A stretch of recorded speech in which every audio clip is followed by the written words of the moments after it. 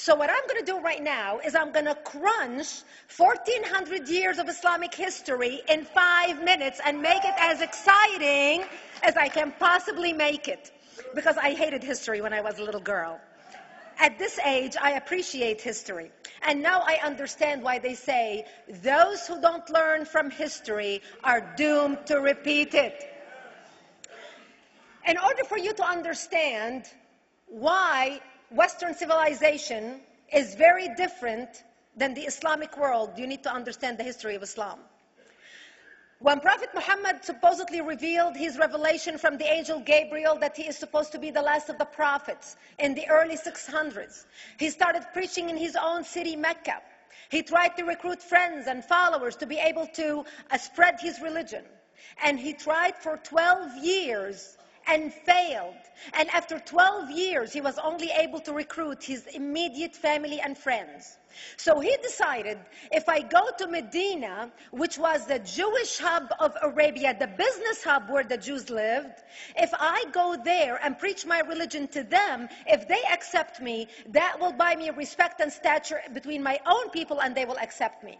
So Prophet Muhammad started borrowing a lot from the Old Testament to make his religion more palpable to the Jews, to make it a lot similar. This is why you see a lot of similarities between Judaism and Islam. For example, Jews don't eat pigs, Muslims don't eat pigs. Jews pray a few times a day, Muslims pray a few times a day. Jews fast on Yom Kippur, Muslims fast on Ramadan. And this is why you started seeing a lot of good writing in the beginning of the Quran when Prophet Muhammad was saying all the good things about the people of the book. He took his message and went to Medina trying to recruit the Jews, talking about the people of the book, talking about how similar the two religions are. When they refused to accept him and follow him as the last of the prophet, that's when he turned against them and started killing them and started expelling them. That's when Islam went from a spiritual movement for the first 12 years of Islam into a political movement cloaked in religion after the year of the Hijrah, after Muhammad went to Medina and the Jews did not accept him. He became a military warrior and declared war on them and started expelling them. Jews and Christians became dhimmi, or second-class citizens. They were only allowed to stay alive and not be killed only by paying the jizya, or the protection tax. So they had a choice: convert to Islam, or if you want to stay alive, you have to pay the jizya or protection tax, living as dhimmi in the Islamic nation. Christians and Jews could not ring church bells. Jews could not blow the shofar. Christians could not ring church bells. They could not pray publicly. Christians and Jews could not gather together and build new churches or new temples. And the way they paid the jizya, or the protection tax, was in a monthly ceremony where they would get together downtown and the Jew would kneel on his knee and hand his goods to the mullah, who would take the goods as the price for buying the protection. And in many areas, Jews and Christians were given necklaces to wear as a receipt that they paid their jizya, or their protection tax. Jews considered najis under Islam. Najis is bodily fluid. Najis is garbage. Najis is dogs. Najis is dirty. So Christians and Jews were treated as second-class citizens. Islam continued to grow. As Islam grew, more people became dhimmi, or second-class citizens. Jews and Christians were given identifiable clothing. The yellow star, which was given to the Jews that most people think is a German invention.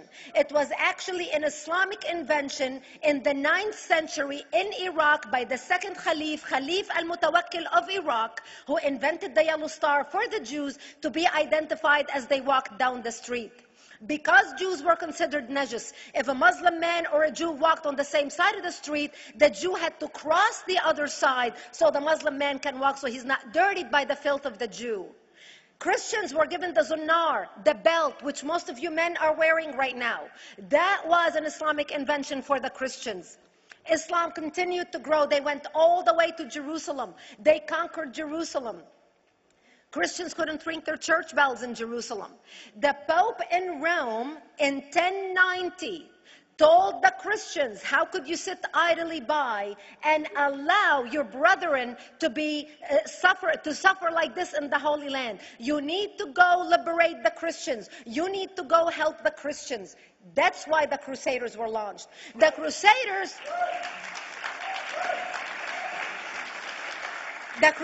were not launched because they just felt like waking up in the morning and going and converting a bunch of Muslims or beheading them. The Crusaders were launched to liberate Jerusalem.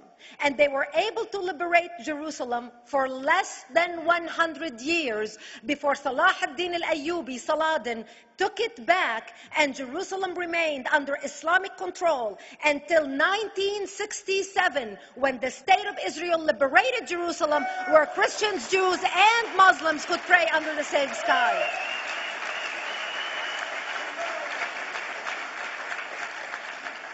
The Crusaders continued fighting Islam, and for 300 years they tried and failed. And by the 1300s, the Crusaders disappeared because they could not win against Islam.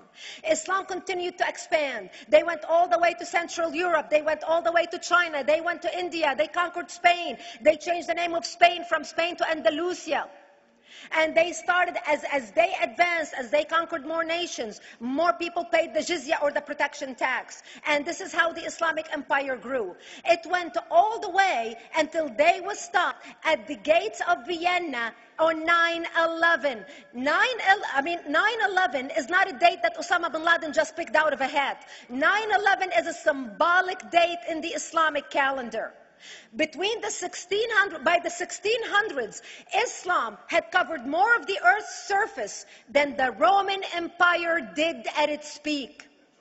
Between the 1600s and the 1800s, the Europeans were experiencing the European Industrial Revolution, where the Europeans were able to invent products on factory lines, where they are able to make money and sell products, which gave them the money to build a strong army in order to fight the Muslims. And that's how they were able to stop them at the gates of Vienna on 9/11. The Europeans started the pushback against Islam. They pushed them out of Europe. They pushed them out of all the way to the Middle East and North Africa. By 1924, the Islamic Empire ended. In 1924, the Islamic Caliphate ended in Turkey by President Ataturk, who was a secularist. He ended the Islamic Empire, and he gave women rights to vote. He gave women a right to an education, a right to work, a right to choose a husband. He forbid women from wearing the hijab. He forbid men from wearing the beard. The Muslims hate him so much that they consider him a Jewish agent, because they believe that his mother in her bloodline was Jewish, and that was the influence on Ataturk. By the time the Islamic Empire, or the Islamic Caliphate, or the Islamic State ended in 1924, the Islamic Caliphate had existed for 1400 years, and it ended less than 100 years ago. By the time the Islamic Caliphate ended in 1924, 270 million people around the world were killed by Islam. 270 million. And we didn't have weapons of mass destruction, and there was nuclear weapons. All of these people were killed, butchered by the sword. The people in the world, less than 100 years ago, how many people knew this history? Please raise your hand. We in America have failed to educate our children about history. We in America failed to educate our population about history. Our children in high school, you take any 17, 16-year-old kid, 18-year-old kid, and ask them about World War II. They can't even tell you what happened in World War II. For them, it's ancient history, and we still have our World War II veteran walking among us. That's how little we know of history. Islam ended in 1924, the Caliphate. People thought the Caliphate will never be resurrected. The Caliphate will never come back. But two things happened in the Middle East in the last century that made the Islamists be able to resurrect the Caliphate. Number one is the discovery of oil in Saudi Arabia, which we were able to discover and were stupid enough to allow them to nationalize it. And the number two that happened was Ayatollah Khomeini coming to power in 1979. That gave the Islamists the money and also the spiritual covering in order to explode on the world stage. And people say, oh, well, the Wahhabis exported their Wahhabi radical religion. The Wahhabis are the name of Wahhab. They're not a different sect of Islam.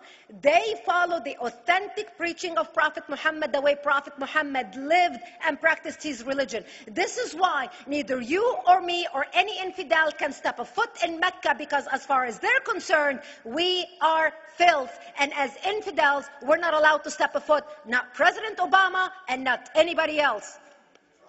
As a matter of fact, Al-Qaeda used to use Saudi Arabia and its success as an excuse to recruit members, as the example to show them how Allah has blessed Saudi Arabia because of the way they adhere to the tenets of Islam. And today we talk about ISIS. ISIS is not a new invention. ISIS resurrected the caliphate that ended less than 100 years ago. Except we are too ignorant and too uninformed to understand what ISIS is doing and why ISIS is succeeding.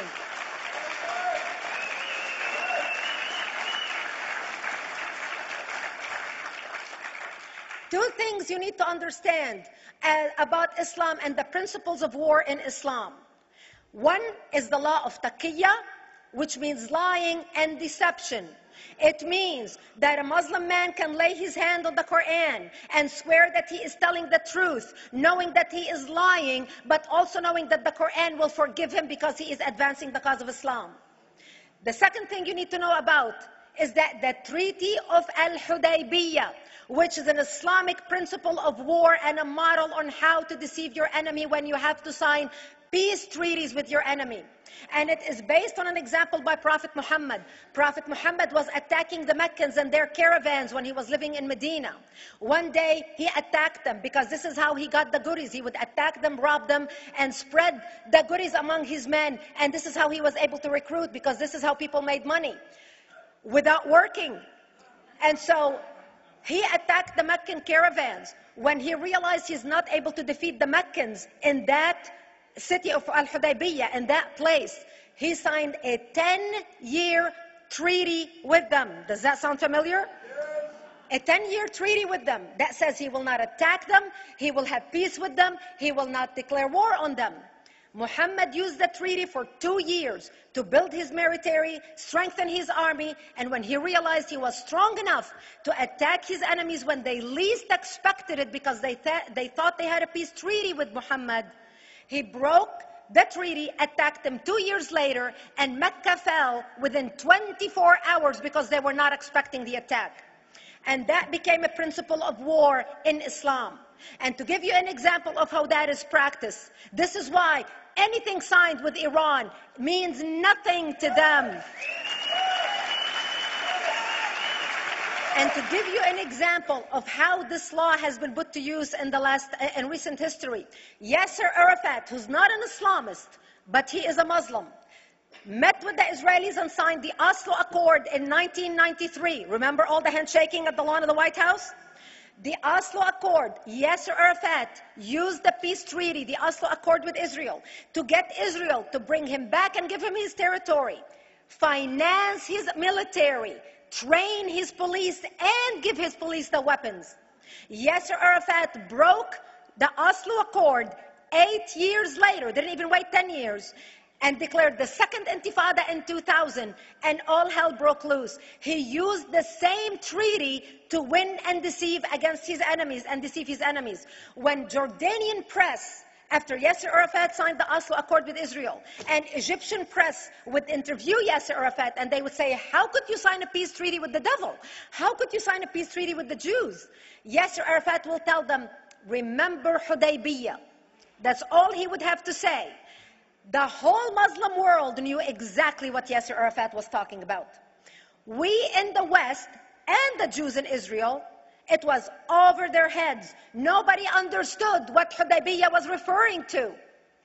And this is the type of deception that we are dealing with. So when Iran signs a peace treaty with the United States for 10 years, they are using us as useful idiots, as gullible, ignorant people who are signing a peace treaty with the devil in order for Iran to continue her thing.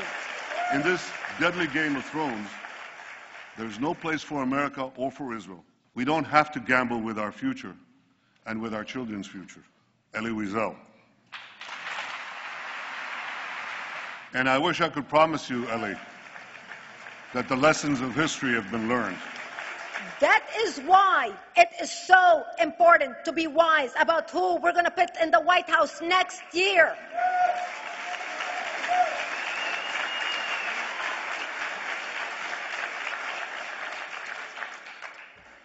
This is why it is very important that whoever we're going to elect next year to office, that the next president be well informed about the history of radical Islam, understand our enemy, understand what ISIS is all about, understand what their end goal is. And this is exactly, people are wondering how come ISIS is having such success recruiting people from all over the world. They exploded all over the world. The Pew Research did a poll. And of course, the Pew Research is not Brigitte Gabriel, is not Fox News, is not Tony Perkins.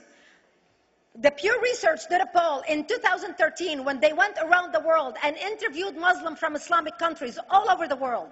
And they asked them two questions. Would you like to have Sharia law as the law of your country? And would you like to see the Islamic Caliphate?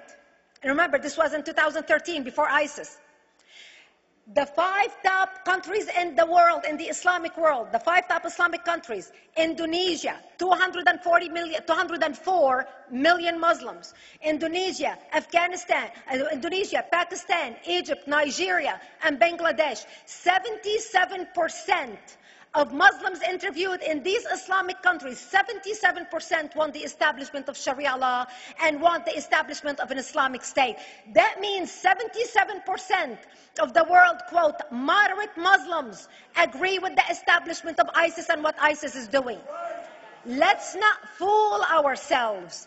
This is very important, that whoever we're going to elect is going to be somebody who is strong on national security, who's going to put America first, who's going to make America great again, who's going to send a strong message to the world. The minute he walks into office, whoever we elect, that the world is going to realize that this person you're not going to mess with, because he could care less about what you think, what the UN thinks, what the world thinks. They can all go to hell. We care about America and only the United States of America.